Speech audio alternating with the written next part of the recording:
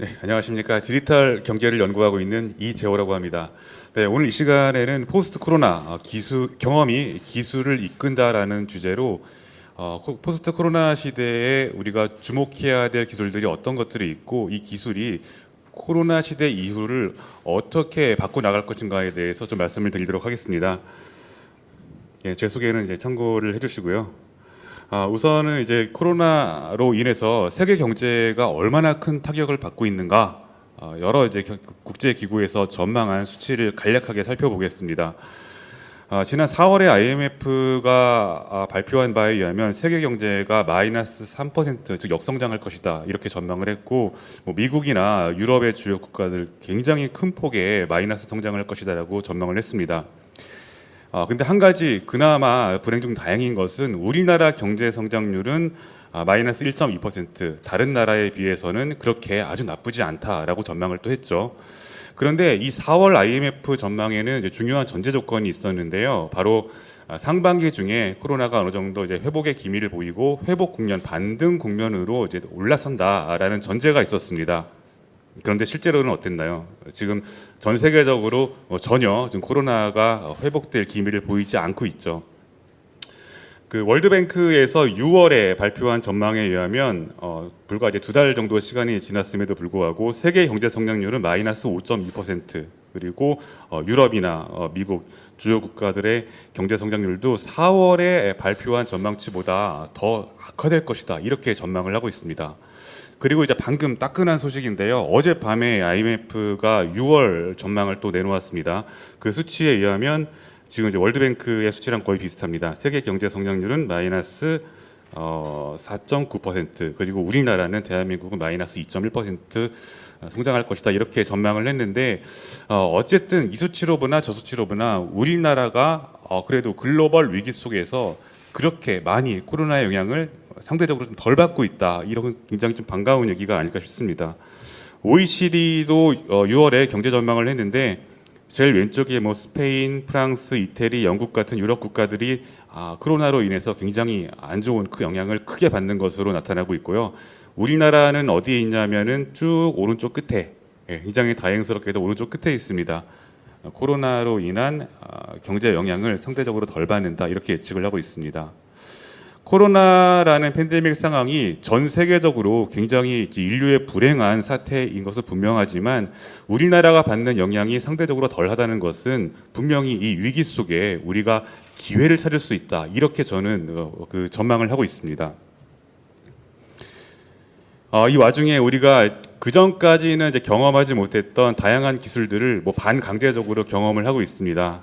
저는 기술의 발전이 하나의 그 중요한 선순환 구조를 갖게 되려면은 기술이 반드시 어떤 형태로든지 간에 사람들의 경험으로 이어지고 이 경험을 통해 다시 사람들의 관심과 수요, 투자, 그리고 투자가 늘어나면 또다시 이제 기술 발전이 더 큰 폭으로 이루어지는 이런 선순환 구조가 굉장히 중요하다고 생각하고 있는데요. 지금까지 우리가 언택트 경제 혹은 언택트 기술이라고 하는 것들을 최근에 코로나 때문에 좀 여러 가지 반강제적으로 경험을 하고 있죠. 온라인 화상회의를 한다거나 아니면은 그 업무 툴들도 이제 예전에 오프라인으로 했던 것들을 상당 부분 온라인상에서 업무 협업 툴들을 이용하고 있고요. 뭐 리모트 러닝도 있고 최근에는 원격 의료에 관한 이야기도 나오고 있습니다. 과거에도 다 있었던 기술들이고 과거에도 다 있었던 서비스예요. 그런데 우리가 익숙하지 않아서 사용하지 않았었는데 이 코로나로 인해서 어쩔 수 없이 이제 사용을 하게 되는 것이죠. 저는 위기가 경험을 만든다라는 말을 되게 좋아합니다. 지금 보여드리는 화면은 좀 오래된 영화이긴 한데요. 8월의 크리스마스라는 영화의 한 장면입니다. 그 오른쪽에 계시는 아버지가 항상 비디오 테이프를 틀고 싶을 때 아들을 불러서 이거 좀 틀어줘라고 부탁을 합니다. 사용법이 그렇게 어렵지는 않지만 굳이 배우려고 하시지 않았어요. 그런데 아들이 이제 암에 걸려서 시한부 인생을 선고받습니다. 즉 위기가 찾아온 것이죠.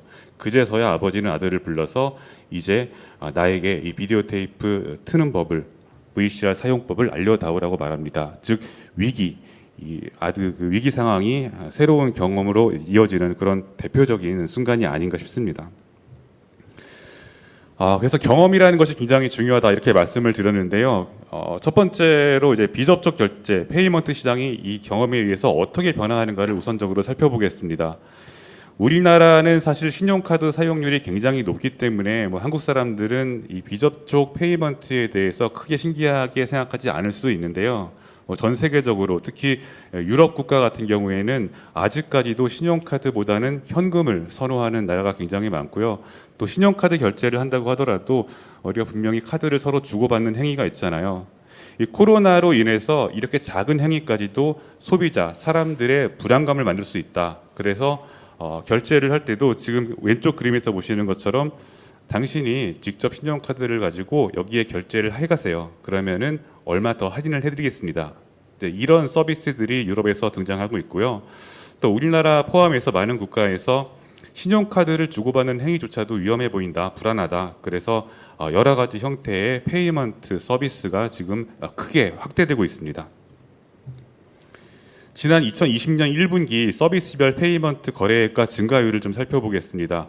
1분기 카카오페이의 거래액이 한 14조 원, 그리고 네이버페이가 5조 원, 또 페이코드 1.7조 원, 굉장히 전년 동기 대비 30에서 40% 정도 크게 성장하는 것을 볼 수 있습니다.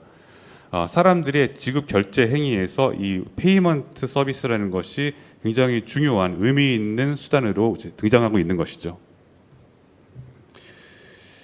우리가 택시를 탈 때도 택시 기사에게 뭐 예전에는 주로 현금을 드리고 또 거스름돈을 받고 하는 행위가 분명히 있었고, 신용카드로 결제를 한다고 하더라도 뭐 신용카드를 기사님에게 드리고 다시 받는 행위가 있었습니다. 이 밀폐된 택시라는 공간에서 현금 혹은 신용카드를 주고받는 행위도 사람들, 소비자들에게는 불안감을 준다는 거죠. 그래서 카카오티 택시 같은 경우에는 미리 그 애플리케이션 카카오티 앱 안에 신용카드를 등록해 놓으면은 운행이 다 끝난 다음에 택시에서 내릴 때 어떠한 결제 행위도 할 필요가 없이 그냥 자동으로 정산 결제가 되는 그런 시스템을 채택하고 있습니다. 혹시 관심 있으신 분들은 미리 신용카드를 등록해서 사용하시면 훨씬 편리하신 것을 확인할 수 있을 것 같습니다. 이제는 단순히 결제 행위를 넘어서 주문 자체도 비접촉으로 이루어지고 있습니다. 뭐 카카오나 네이버 같은 회사에서 이제 어느 음식점, 뭐 어느 상점에 들어가더라도 주문 자체, 주문 행위 자체를 이제 비접촉으로 하는 그런 서비스들을 하나둘 내보내고 있고, 선보이고 있고요. 코로나라는 사태와 맞물려서 주문 자체도 비접촉으로 하는 서비스가 크게 부상할 것으로 저는 기대를 합니다. 자, 이제 두 번째, 코로나가 만든 기술의 변화, 두 번째 테마로는 자율주행 자동차에 대해서 말씀을 드리겠습니다. 지금 그림에 보여드리는 이 자율주행 자동차는 코로나가 처음 중국 우한에서 발발한 지 얼마 안 됐을 때 그 해당 지역에 등장한 자율주행 로봇입니다. 코로나라는 것이 처음 등장했을 때 사람들, 일반 국민들, 시민들 입장에서는 이 바이러스가 얼마나 위험한가, 또 전염성이 얼마나 강한가 전혀 알 수가 없었습니다. 불안감은 지금보다 훨씬 더 컸겠죠. 아무도 이 지역에 들어가서 뭐 방역 작업을 하고 싶어 하지 않았고, 또 고립돼 있는 분들에게 분명히 격리되어 있는 분들에게 생활 필수품, 뭐 음식물이라든가 생활에 필요한 물자들을 제공해 드려야 되는데 누구도 나서고 싶어 하지 않았어요. 바로 그 역할, 사람이 하기 힘든 일을 자율주행 자동차가 대신해 준 거죠. 지금 그림에서 보시면은 오른쪽 아래로 이제 희뿌연색 액체가 분사되는 것을 볼 수 있는데 방역 작업을 하고 있는 거고요. 그리고 저 자율주행 자동차의 상단을 교환하면은 저기에 뭐 생활에 필요한 여러 가지 음식물이나 물자들을 실어서 배송을 할 수 있습니다. 우한에서, 중국 우한에서, 우한을 비롯한 중국 전역에서 이 네오릭스, 중국의 스타트업인데 이 네오릭스의 자율주행 자동차가 큰 활약을 했고, 이 활약하는 모습은 전 세계 사람들의 이목을 끌기에 충분했습니다. 이 자율주행 자동차 하면은 우리나라 사람들, 한국 분들은 아직 이제 경험을 해보지 못했기 때문에 뭐 대학이나 연구기관의 연구실, 실험실 안에서만 하는 일, 뭐 나와는 직접적으로 관계 없는 일, 이렇게 이제 생각하실 수 있는데요. 사실 미국의 경우, 그다음에 중국의 경우에는 우리 이미 그 대중화가 되어서 일부 되어서 실생활에 이용이 되고 있습니다. 지금 보여드리는 자율주행 자동차는 알파벳, 이제 구글의 모회사죠. 알파벳의 자회사인 웨이모가 미국 애리조나주 피닉스라는 도시에서 실제 서비스하고 있는 자율주행 자동차입니다. 일종의 자율주행 택시 서비스인 거죠.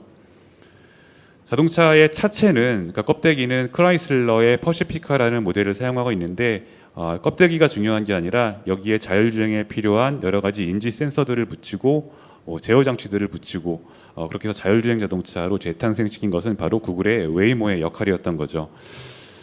웨이모가 자체적으로 개발한 웨이모 1이라는 앱을 통해서도 호출을 할 수 있고, 또 우버와 함께 미국의 승차 공유 양대 산맥인 리프트 앱을 통해서도 호출을 할 수 있다고 합니다. 우리가 흔히 카카오 택시로 카카오 택시 호출을 하는 거랑 똑같은 과정을 거쳐서 이 자율주행 서비스를 이용할 수 있습니다.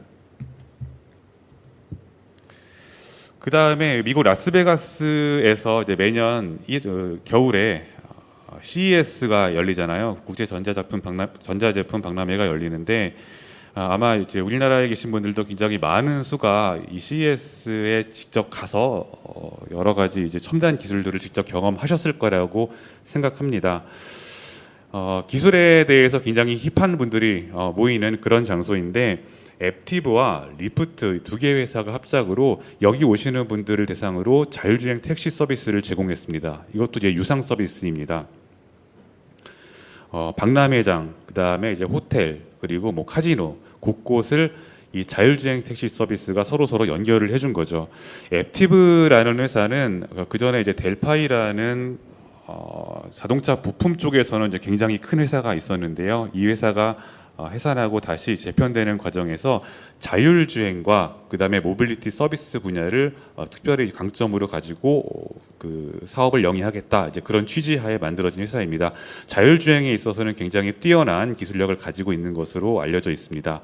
그 다음에 리프트라는 회사는 아까 말씀드린 대로 우버와 함께 미국 승차 공유의 강자인데요. 앱티브가 자율주행에 필요한 뭐 인지 판단 제어 기능을 맡고, 기술적인 것들을 결국엔 소비자와 연결해 주는 것은 또 리프트가 맡는, 둘 사이의 협업이 굉장히 잘 되어 있는, 콜라보가 잘 되어 있는 그런 사례였다고 생각을 합니다. 많은 분들이 그렇다면은 어떤 회사가 과연 그 자율주행 기술에서 좀 앞서 있고 또 어떤 회사가 이제 떠오르는 회사인가 궁금해하실 텐데요. 사실 이 모든 회사들의 기술 수준을 객관적으로 정확하게 알기는 상당히 어렵습니다. 대신 몇몇 언론이나 리서치 기관에서 자체적인 평가를 통해서 이제 발표하는 수치들이 있는데, 그 중에 하나를 간략하게 소개를 해드리겠습니다. 네비건트 리서치라는 기관이 있어요. 여기에서는 이제 매년 정기적으로 어느 회사가 자율주행 기술에 있어서 앞서 있는가를 발표를 하고 있습니다. 지난 3월에 발표한 자료에 의하면 아까 그림에서 보여드렸던 구글의 웨이모가 1위를 차지했습니다. 그리고 완성차 회사 중에는 포드 그리고 GM의 크루즈가 앞서 있는 것으로 알려져 있습니다. 지금 1위부터 10위까지의 순위를 표로 보여드렸는데요. 여기서 보시면 이제 구글의 웨이모, 4위에 올라 있는 바이두, 5위에 인텔 모빌아이, 그리고 8위, 9위 얀덱스 죽수, 이런 회사들은 전통적인 자동차 회사, 완성차 회사와는 관계가 없는 IT 서비스 기반의 회사들입니다. 그러니까 자율주행 자동차라고 했을 때 지금 시장에서는 전통적인 완성차 회사, 자동차 부품 회사 대 IT 서비스 회사의 대결이 이루어지고 있다. 다음 패러다임 변화의 시기에 주도권을 가져가기 위해 양 진영이 서로 이전투구하고 있다, 이렇게 이해하시면 되겠습니다. 왼쪽에 보시면은 다른 회사들의 기술 수준도 평가가 되어 있는데, 요즘 한국에서 그 다음에 미국에서 선풍적인 인기를 끌고 있는 회사가 있죠. 바로 테슬라입니다. 테슬라는 오토파일럿 기능을 통해서 우리가 자율주행 기능을 일부라도 부분적으로라도 미리 경험할 수 있게 해준, 어떻게 보면 굉장히 고마운 회사인데요. 자율주행 기술 자체로 봤을 때는 그렇게 좋은 평가를 받고 있지는 못합니다. 그래서 네비건트 리서치 평가에서는 가장 왼쪽 아래에 있는 것을 확인하실 수 있습니다. 자, 그렇다면 해외에서는 이렇게 자율주행 자동차가 하나 둘 꿈틀꿈틀 태동하기 시작하는데, 국내에서는 어떤가 궁금해하실 것 같아요. 우리나라에서는 지난 5월 1일부터 자율주행 자동차 상용화 촉진 및 지원에 관한 법률이 시행되고 있습니다. 이 법률은 제9조에 따라서 여객 유상 운송에 관한 특례, 즉 사람을 이송할 때 사람의 이동에 대해서 유상으로 자율주행 자동차가 서비스될 수 있다. 그리고 제10조 화물 물건에 대해서도 유상으로 자율주행 자동차가 자율주행 자동차를 이용할 수 있다 이렇게 이제 규정을 하고 있습니다. 보통은 뭐 어떤 영역이든 간에 뭐 비슷한데 기술이 먼저 앞서 나가고 치고 나가면은 제도나 법은 그 뒤를 따라서 나타나는 경우가 상당히 많았죠, 지금까지는. 그런데 이 자율주행 영역에 있어서는 법과 제도가 미리 세팅이 돼 있고, 자, 유상으로 사람이든 물건이든 여러분들이 옮길 수 있으니 기술력이 있는 기업, 서비스를 할 수 있는 기업은 얼마든지 유상 운송을 하세요라고 법 제도가 먼저 만들어지고 그 다음에 기술이 후행하는 그런 상황을 보이고 있습니다. 그만큼 자율주행이라는 것이 우리나라 경제를 앞으로 책임질 수 있는, 선도할 수 있는 굉장히 중요한 아이템 중에 하나라고 정부가 인식하고 있다, 이렇게 이해하시면 되겠습니다. 그 다음에 세 번째 아이템으로 로봇에 대해서 말씀드리겠습니다. 지금 두 개의 그림을 제가 비교해서 보여드렸는데요. 왼쪽 그림은 사람들이 많이 있고요. 오른쪽 그림에는 사람들이 별로 없고 로봇팔이 자동차 조립을 하고 있죠. 재미있는 것은 왼쪽은 유럽의 자동차 회사이고요. 오른쪽 회사가 바로 한국의 기아 자동차 공장입니다. 그러니까 우리나라는 사실 모르시는 분들도 많으셨겠지만 자동차라든가 전자 부분에 있어서는 이미 제조에 로봇을 굉장히 많이 활용하고 있었던 그런 나라입니다. 로봇 밀도라는 말이 있습니다. 로봇 밀도는 근로자 1만 명당 제조업에서 로봇을 몇 대나 활용하고 있는가를 나타내는 지수인데요. 싱가포르에 이어서 한국이 전 세계 두 번째로 로봇 밀도가 높은 국가입니다. 1, 2위, 그 다음에 밑에 이제 3위, 독일, 일본, 스웨덴 같은 국가가 3, 4, 5위권을 형성하고 있는데 이 3위 이하의 국가들과는 큰 격차를 보이면서 선두권을 한국이 차지하고 있었습니다. 그런데 로봇 하면은 우리가 지금까지 이렇게 산업 현장, 제조 현장에서는 이렇게 많이 이용이 되어 왔음에도 불구하고 우리가 실생활에서 만날 수 있는 로봇이 거의 없었기 때문에 그렇게 친숙하지 않았던 거예요. 그런데 앞으로는 이 로봇이라는 것이 제조업, 공장의 문턱을 넘어서 우리의 생활 속 서비스 영역으로 들어오는 일들이 굉장히 많아질 것으로 기대를 하고 있습니다. 아마존의 배송용 로봇 스카우트인데요. 이 비슷한 형태의 배송용 로봇이 아마존뿐만 아니라 굉장히 여러 가지 회사에서 이용이 되고 있습니다. 우리나라에서도 마찬가지고요. 코로나로 인해서 배송의 여러 가지 이제 불안감과 두려움을 배송 기사도 마찬가지고 그 물건을 받는 소비자도 마찬가지고 그런 불안감을 느끼고 있는 상황인데 이런 자율주행을 기반으로 한 배송용 로봇이 앞으로 좀 큰 관심을 받을 것으로 저는 기대를 합니다. 자, 이 그림의 이제 왼쪽 아래 부분을 봐주시겠습니까? 지금 노란색과 까만색으로 지금 구성되어 있는 일종의 이제 자율주행 로봇인데요. 보스턴 다이나믹스라는 회사가 개발해서 실제로 판매하고 있는 사족 보행 로봇 스팟입니다. 우리나라 한국말로 하면은 이제 바둑이 정도 되겠죠. 스팟이니까요.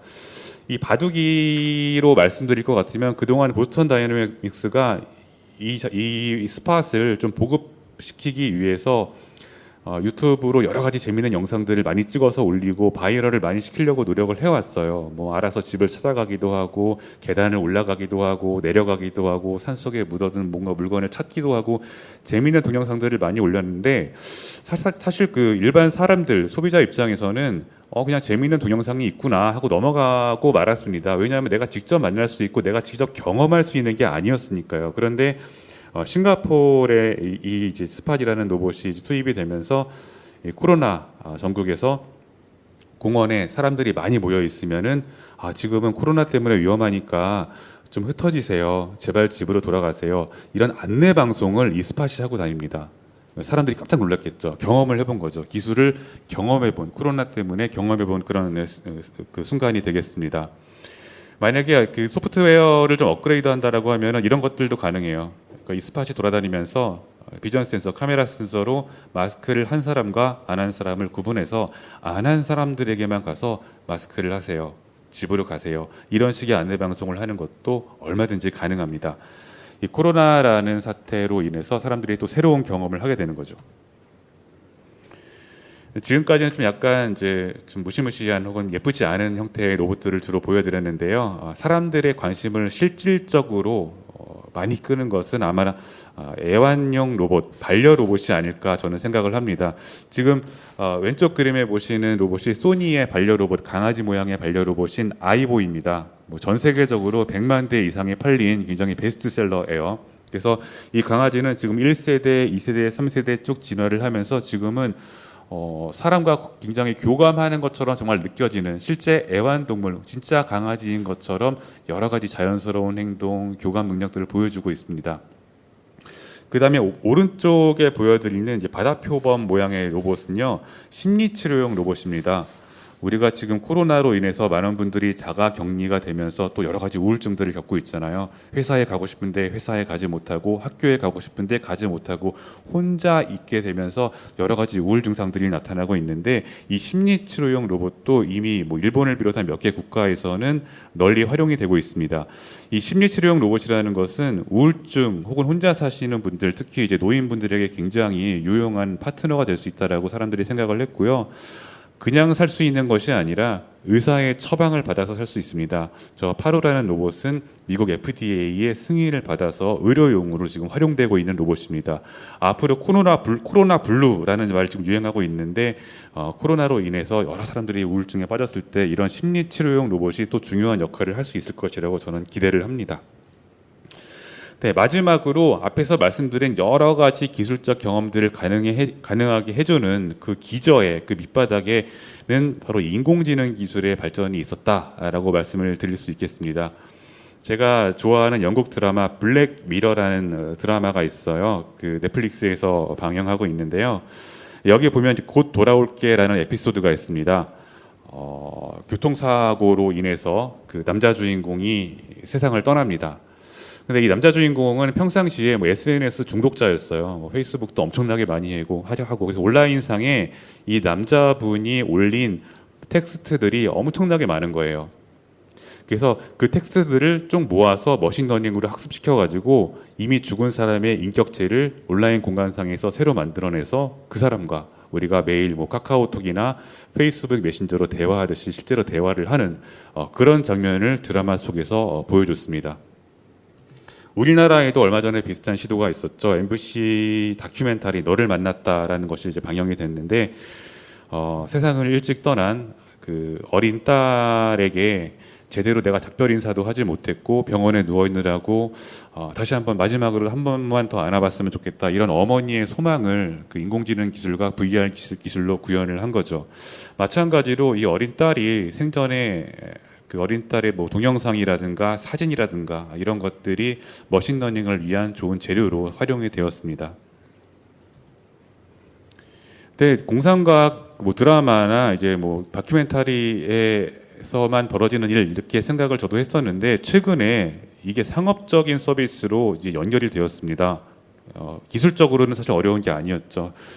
그동안 사람들이 온라인 공간상에 만들어 놓은 여러 가지 데이터들을 기반으로 내가 세상을 떠난 이후에도 나의 자식들이 나를 기억할 수 있도록, 그 다음에 내가 비록 이제 실물은 없지만 나의 자녀들이 중요한 의사 결정을 할 때 조언을 해줄 수 있도록, 이런 식의 이제 마케팅 포인트를 파고들면서 인공지능 스피커를 기반으로 해서 내가 지금까지 가지고 있었던 여러 가지 인생의 경험들, 나의 여러 가지 그 지식들을 그 온라인 공간상에 남겨놓는 그런 서비스가 등장했습니다.